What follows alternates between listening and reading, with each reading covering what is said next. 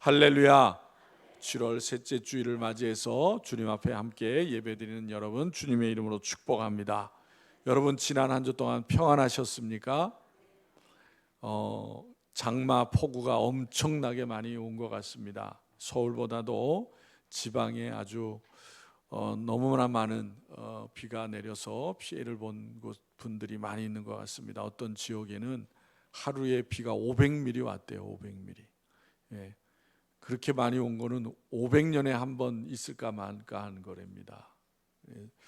이러한 예전에 없었던 이런 일들이 있는 것은 오염으로 인해서 기후가 많이 변화가 되었다라는 것을 알 수가 있습니다.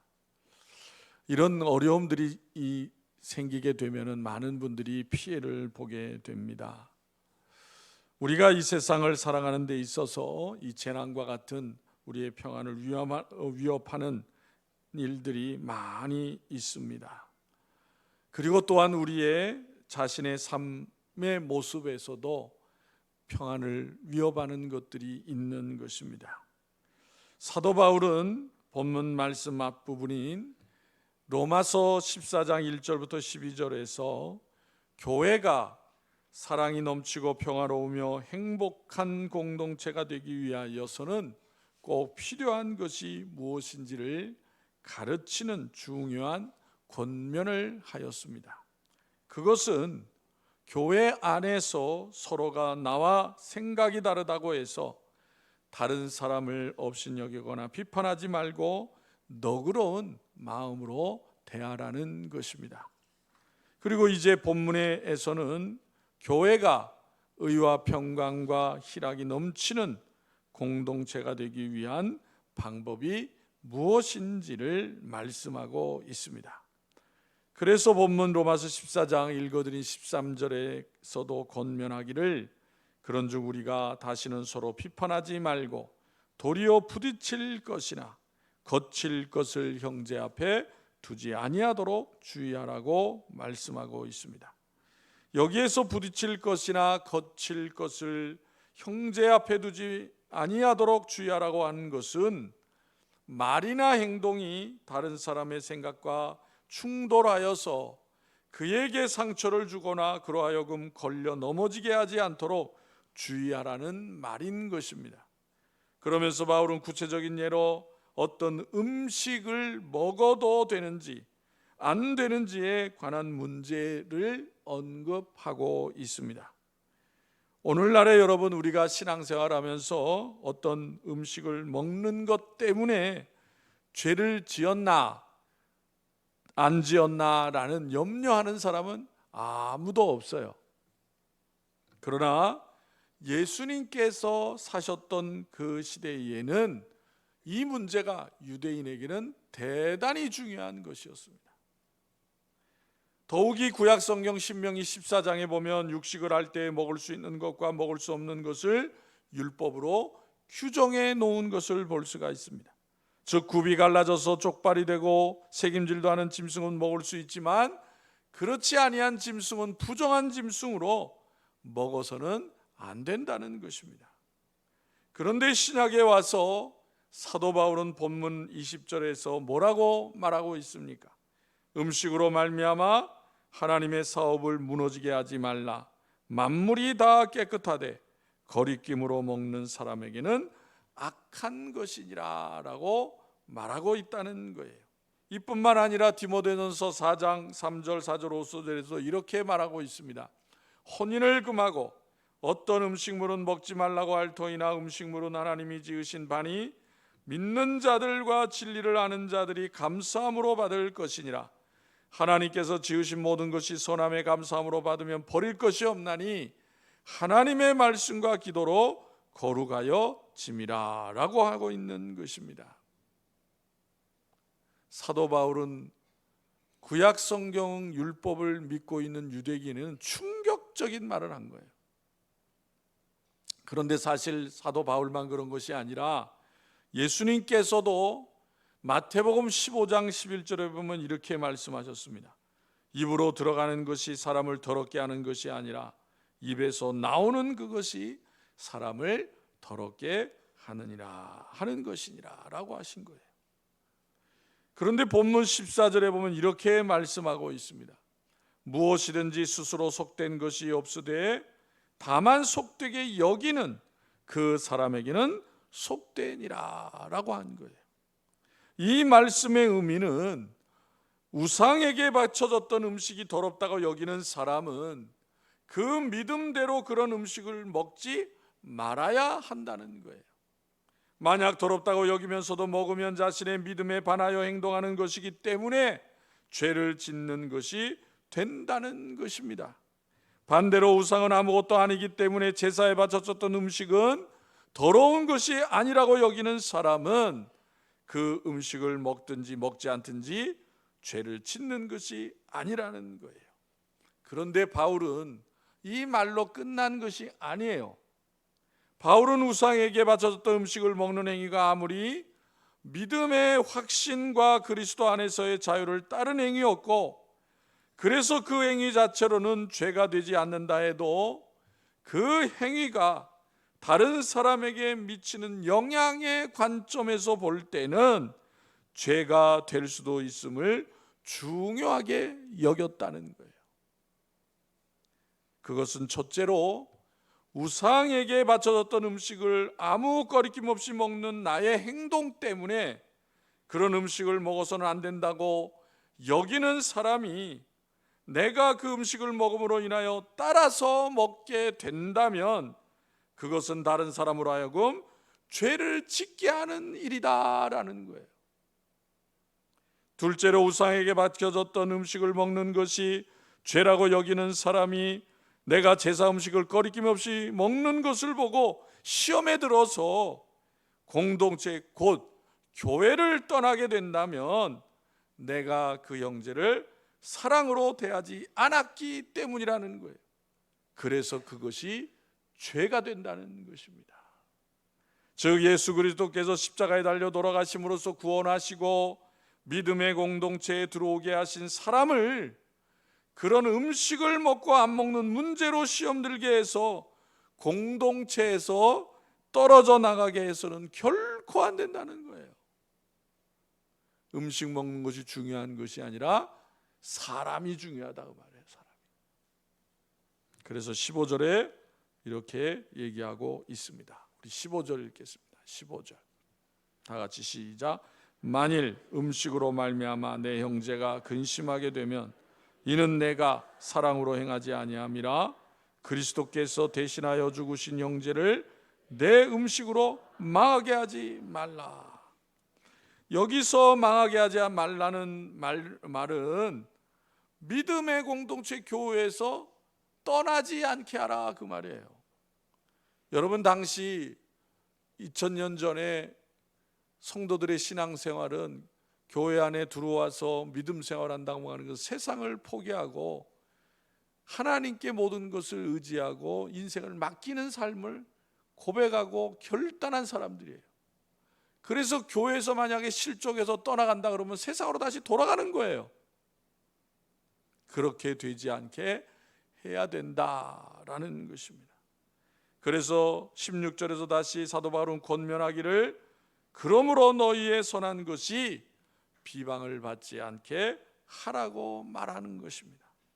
즉 우상에게 바쳐졌던 제사 음식은 먹어도 상관없다는 생각 자체는 잘못된 것이 아니지만은 그 음식을 먹는 행동 때문에 생각이 다른 형제가 마음에 근심하며 시험에 들게 되어서 오히려 비방을 받는 일이 없도록 해야 된다는 거예요. 여기서 바울은 교회 안에서 다 함께 힘쓰고 무엇보다도 추구해야 할 보다 높은 가치가 무엇인지를 말하고 있는 것입니다. 그것이 바로 17절이에요. 17절. 우리 다시 17절 읽겠습니다. 시작. 하나님의 나라는 먹는 것과 마시는 것이 아니요 오직 성령 안에 있는 의와 평강과 희락이라. 아멘. 즉 하나님 나라를 추구하며 그 삶이 성도들의 본이 되어야 하는 교회 공동체의 어떤 특정한 음식을 먹어도 되느냐 먹지 말아냐의 문제는 전혀 본질적인 문제가 아니라는 거예요. 교회에서 중요한 문제가 아니라는 거예요. 오래전에 우리 한국 교회도 그런 일들이 많이 있었습니다. 본질적이지 않은가 가지고 많이 다투고 논쟁을 벌였어요. 아마 우리 신월중앙교회도 그런 경험이 있을 거예요. 생각해 보면. 옛날에 여러분, 지금 여러분들 가운데 아마 70세 이상 되신 분들은 겪어보실 수 있는 일이에요. 옛날에 예배당에는 의자가 없었어요. 마룻바닥이었습니다. 마룻바닥, 그죠? 마룻바닥이에요. 근데 세월이 바뀌면서 의자를 들어놓는 교회들이 생기게 되었어요. 그래서 다른 교회는 의자가 이렇게 예배당에 놓여지게 되는데 참 편한 것 같다. 그러니 우리 교회도 의자를 놨으면 좋겠다. 그런데 반대하는 분들이 계시는 거야. 안 된다. 왜 안 될까요? 왜 안 된다 그랬을까요?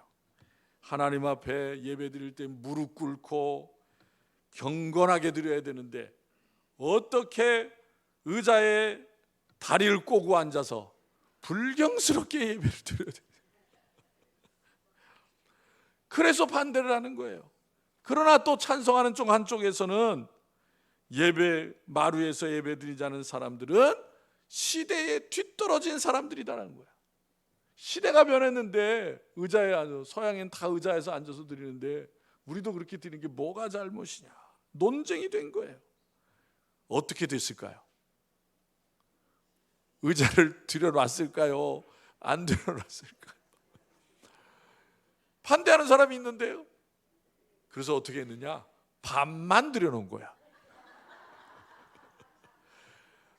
앞에서 예배 드리는 분들은 마룻바닥에서 드리고, 의자 앉는 분들은 저 뒤쪽에다가 반만 의자를 놓고 의자에서 앉아서 예배 드렸다는 거예요. 어색하죠? 그래서 시간이 지나니까 에이, 보기가 좀 그러니 의자 마저 놓읍시다. 그래서 의자가 교회에 들어오게 됐다는 거예요. 쉽게 들어온 게 아니에요. 다시 또 있어요. 이건 이제 그 조금 젊은 50살, 60살 되시는 50대, 60대 되는 분들이 겪는 거예요. 겪었던 거예요. 지금 여기 우리 예배당에는 드럼도 있고 전자올겐도 있고 키보드도 있어요. 그런데 여러분 40년, 50년 전에는요 드럼 못 들어왔어요. 왜 못 들어왔어요? 저거는 춤추는 데서 쓰는 악기라는 거예요. 세상에서 거룩한 예배당에서 사용하는 악기가 아니라는 거예요. 키보드도 마찬가지예요. 학생 예배 때는 썼는데 본 예배당에는 못 들어왔어요. 저거. 지금 저 악기들 쓰면 안 된다 그러면요 이상한 사람이라고 볼 거예요 아마. 아무런 문제가 없어. 근데 문제가 된 시대가 있었다고. 문제가 된 시대. 그런 문제가 우리들만 있었던 것이 아니라 2000년 전에 로마 교회에도 있었다 그 말이에요. 뭐 때문에? 먹는 문제 때문에. 왜냐하면 로마 교회는 유대인들도 있었지만은 로마 시대니까, 로마 제국이니까 이방인들도 많이 있었어요. 음식 먹는 습관이 다른 거예요. 관습이 다른 거예요. 그 문제 때문에 교회가 분열되어지는 지경에까지 이르게 됐다고 말해요. 얼마나 심각했으면 그렇겠어요. 쓸데없는 논쟁을 벌인 것이다 라고 바울이 지적하고 있는 거예요. 그건 중요한 게 아니다. 그래서 사도 바울은 이런 논쟁에 대해서 단호하게 얘기합니다. 그 17절 말씀이에요. 하나님의 나라는 먹는 것과 마시는 것이 아니 오직 성령 안에 있는 의와 평강과 희락이라고 했던 것입니다. 여러분, 하나님 나라에서 가장 중요한 것이 뭐예요? 오늘 본문의 말씀을 통해서 우리에게 말씀하시는 것은 성령 안에서의 삶을 사는 것이라고 말씀하는 거예요. 그래서 신앙생활이라고 하는 것은 성령 안에서의 삶인 것입니다. 그러면 성령 안에서의 삶은 무엇입니까? 성령 안에서의 삶은 그 성령님의 인도하심대로 따라가고 그 성령님의 지시에 순종하는 삶을 말하는 거예요. 성령에 순종하여 진리를 따라서 사랑과 온유로 살아가는 것이 성도들의 삶이라고 말해요.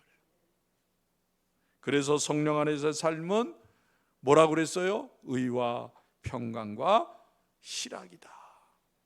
그런 삶을 이루어가야 된다라고 말씀하시는 것입니다. 갈라디아서 5장 22절 23절에 우리가 잘 아는 말씀이 있어요. 오직 성령의 열매는 사랑과 희락과 화평과 오래 참음과 자비와 양성과 충성과 온유와 절제니 이 같은 것을 금지할 법이 없느니라 그랬어요. 그래서 성령 안에서 삶을 살아가는 사람은 성령의 열매를 반드시 맺어야 된다는 거예요. 성령의 지배를 받는 사람은 이런 열매를 맺게 된다는 것입니다. 본문 17절의 말씀 가운데 의와 평강과 희락이라고 했습니다. 여기서 의는 하나님과의 바른 관계를 말하는 거예요. 평강은 사람들과의 조라운 관계를 말하는 것입니다. 희락은 평강으로 오는 기쁨을 말하는 것입니다. 평강에는 하나가 된다는 의미가 포함되어 있는 말이에요. 즉 사람과 사람이 하나가 될 때 그 가운데 평화가 이루어진다는 말씀인 것입니다. 여러분, 우리가 성령 안에 있으면 사람들 간의 장벽이 사라지게 되는 거예요. 성령 안에 있으면 인종과 언어와 문화의 장벽이 무너지게 되는 것입니다. 성령 안에 있으면 남녀노소와 빈부귀천의 장벽도 사라지게 되는 것입니다. 성령 안에 있으면 자기를 죽이고 포기하고 성령에 순종하기 때문에 장벽이 무너지고 하나가 되어지는 것입니다. 평화가 이루어지게 되는 것입니다. 그래서 성경은 성령에 충만하라, 성령이 충만하라고 말씀하시는 거예요. 성도들이 성령 안에서 있어서 교회가 화평하게 될 때에 본문 13절 말씀과 같이 하나님께서 기뻐하시고 또한 세상 사람들에게도 칭찬을 받게 되는 것입니다. 여러분, 고기를 먹느냐 먹지 않느냐 같은 지역적인 문제를 가지고 성도들이 비난하고 업신여기고 분쟁과 분열이 일어나게 되면은 하나님께서 그 교회를 결코 기뻐하지 아니하세요. 세상 사람들도 손가락질을 받게 되는 것입니다. 오래전에 미국에 이제 이민 가는 한인들이 많이 있었어요. 그죠? 그래서 한국에서 살 때 너무 힘들고 또 하던 일도 다 이제 안 되고 그래서 외국에 가서 새로 시작해야 되겠다. 그래서 아메리칸 드림이라고 해서 미국에 건너간 분들이 많이 계십니다. 그런데 그분들이 이룬 한인 교회가 있는 거예요. 근데 참 거칠고 힘들게 살던 분들이 와서 그런지 그 한인 교회도 조용하지가 않은 거예요. 시끄러운 거예요, 항상. 그런데 어느 한인 교회는 분쟁과 논쟁이 없이 너무나도 평온한 거예요. 그래서 대체 저 교회는 어떻게 했길래 분쟁이고 논쟁이고 교회가 평안한가? 그래서 찾아가 봤습니다. 그랬더니 그 교회의 주보에 매주마다 써 있는 글이 있더라는 거예요. 뭐라고 써 있나 봤더니 이렇게 써 있더라는 거예요. 우리는 주 안의 형제 자매를 원망하거나 미워하지 않습니다. 이유는 첫째, 하나님이 두렵기 때문입니다. 둘째, 나도 허물과 죄가 있는 사람이기 때문입니다. 셋째, 그 사람도 주 안에서 잘 되어야 하기 때문입니다. 마지막 넷째, 이러한 나의 중심을 살피시는 하나님이 나와 내 자손에게 복을 주실 것을 믿기 때문입니다 라고 써있더라는 거예요. 우리 교회도 이런 교회가 되기를 바랍니다. 여러분, 교회에 가장 중요한 가치와 덕목이 있다면 그것은 오늘 본문 말씀 가운데 얘기하고 있는 화평입니다. 그래서 예수님께서 산상수훈 말씀 가운데 마태복음 5장 9절에 이렇게 말씀하고 있어요. 화평하게 하는 자는 복이 있나니 그들이 하나님의 아들이라 일컬음을 받을 것이며. 하나님의 자녀인 것을 뭘로 나타내겠느냐는 거예요. 주님은 그것을 화평이라고 말씀하셨어요. 본문 19절에 서로 덕을 세우는 일이 힘쓰나니 라고 말씀하고 있습니다. 여기서 덕을 세운다는 말은 집을 세우듯이 덕을 세운다 그 말이에요. 여러분, 집을 짓는 것이 쉽겠어요? 어렵겠어요? 어렵죠. 왜? 잘못 지으면 풍랑에, 그죠? 비바람에 무너질 수도 있어요. 그래서 잘 지어야 됩니다. 잘못 지으면 무너지는 것은 한순간에 무너지는 거예요. 성도는 교회의 덕을 세우고 화평을 이루는 데 힘을 써야 한다는 것입니다. 그래야 하나님께서 기뻐하시는 든든한 교회 공동체가 되어지는 것입니다. 성도는 시기 질투 다툼으로 하나님의 사업이 무너지게 해서는 안 된다고 했어요. 여러분, 믿음이란 우리의 삶의 모든 것을 하나님 앞에 내어놓고 하나님의 인정을 받는 삶을 살기를 원하는 것입니다. 우리는 그 같은 믿음을 가져야 합니다. 우리 다 같이 22절을 읽겠습니다. 22절 시작. 내게 있는 믿음을 하나님 앞에서 스스로 가지고 있으라. 자기가 옳다 하는 바로 자기를 정죄하지 아니하는 자는 복이 있도다. 아멘. 이 말씀은 우상에게 바쳐졌던 음식을 먹어도 된다고 믿는 사람은 그 믿음을 하나님 앞에서 간직하고 지키는 것이 중요하다는 거예요. 성도 여러분, 우리는 사소한 문제, 비본질적인 문제로 다투고 분쟁할 때가 있습니다. 그러나 우리가 기억해야 할 것은 뭐는 결코 하나님이 그것은 기뻐하지 아니하신다는 거예요. 하나님의 나라는 뭐라 그랬어요? 먹는 것과 마시는 것이 아니오 오직 성령 안에 있는 의와 평강과 희락이라고 말씀하고 있습니다. 우리가 조금 전에 찬송한 463장에 뭐라고 노래했습니까? 고백했습니까? 신자 되기 원합니다. 사랑하기 원합니다. 거룩하기 원합니다. 예수 닮기 원합니다. 입으로만 하는 것이 아니라 우리 모두의 삶이 되시기를 바랍니다.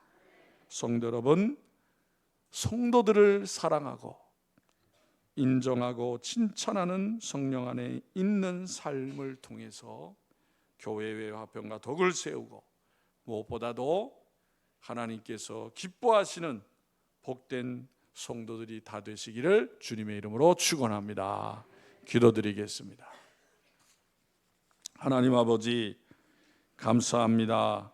오늘 거룩한 주일, 또 사랑하는 성도들이 지난 한 주 동안에 세상 가운데에 힘들고 지치고 또 많은 일들로 인해서 또 염려와 근심 가운데 살았을지라도 하나님이 우리를 변함없이 기억하시고 또 우리의 기도를 들으시고 또 하나님의 말씀으로 우리의 삶을 주관하시고 인도해 주시는 것을 믿고 또 주님 앞에 예배하며 다시 한번 하나님의 말씀을 통해서 하나님의 핏값으로 사신 교회를 통하여 하나님의 자녀된 삶을 어떻게 살아야 되는지 다시 한번 깨닫게 하신 줄로 믿습니다. 아버지 하나님, 사랑하는 성도들이 무엇보다도 하나님의 자녀로서의 자긍심을 갖게 하여 주시옵시고 세상과 구별된 하나님의 자녀된 거룩함과 평안과 또 주님 안에서 주님만이 주시는 기쁨을 누리며 살아가는 복된 성도들이 다 되어지게 하여 주시옵소서. 여전히 혼란한 세상 가운데에 또 재난으로 해서 고통받는 백성들을 기억하여 주시옵시고 또 우리 그리스도인들이 그러한 세상 가운데에 주님의 말씀을 통해서 주의 사랑을 통해서 그들을 위로하고 격려하고 소망을 주는 귀한 일들을 기쁨과 감사함으로 이뤄가는 성도들이 다 되어지게 하여 주옵소서. 이 나라가 많은 어려움 가운데 있습니다. 세상 열강 속에서 작은 나라로서 어떻게 이 나라가 가야 할 길이 무엇인지를 염려하는 가운데 있습니다. 아버지 하나님, 이 나라를 붙들어 주시옵시고 하나님 보시기에 바른 길을 가는 이 나라 이 백성이 되어지게 하여 주옵소서. 대통령과 위정자들이 겸손하게 바로 서게 하여 주시어서 국민들을 평안하게 또 잘 섬기며 일하는 위정자들이 되어지게 하여 주옵소서. 무엇보다도 믿음의 일꾼들이 다윗과 같은 또 다니엘과 같은 요셉과 같은 역할을 잘 감당할 수 있도록 하나님 역사하여 주시옵소서. 아버지 하나님, 사랑하는 성도들의 가정을 하나님 기억하여 주시고 어려운 때에 더욱더 주께서 동행해 주시고 은혜를 더하여 주시어서 믿음 안에 울건이 서는 가정과 일터가 되어지게 하여 주시기를 원합니다. 우리의 자녀들이 하나님 말씀으로 소망을 갖게 하여 주시고 꿈을 잃어버리지 않게 해주시고 하나님 앞에 잘 쓰임받는 복된 우리의 자녀, 믿음의 자녀들이 되어지게 하여 주옵소서. 특별히 이번 주 주말부터 여름 성경학교 수련회가 시작됩니다. 귀한 수련회와 성경학교를 통해서 믿음의 자녀들이 되게 해 주옵시고 믿음의 손조들의 믿음을 본받는 귀한 자녀들이 되어지게 하여 주시옵소서. 수고하는 교사들, 헌신하는 많은 봉사자들 피곤치 않게 해주시고 기쁨과 감사함으로 하나님 앞에 영광 돌리는 수련회 또 성경학교가 되어지게 하여 주옵소서. 성도들 가운데 육신의 질병과 연약한 가운데 있는 이들을 하나님 기억하여 주시고 속히 회복하여 주시고 치료하여 주옵소서. 낙심하지 않게 해주시고 건강함을 통하여 하나님 앞에 기쁨과 감사함으로 잘 쓰임받는 삶을 살아가게 하여 주옵소서. 이 시대에 주님께서 세우신 교회를 통해서 성도들이 맡겨진 본분을 다하게 하여 주시옵시고 항상 하나님의 말씀으로 지어 권능을 얻게 하여 주시옵시고 늘 기도로서 하나님과 소통을 하며 하나님의 뜻을 알고 그 뜻을 이루어가는 복된 성도들이 다 되어지게 하여 주옵소서. 우리를 사랑하시는 예수님의 이름으로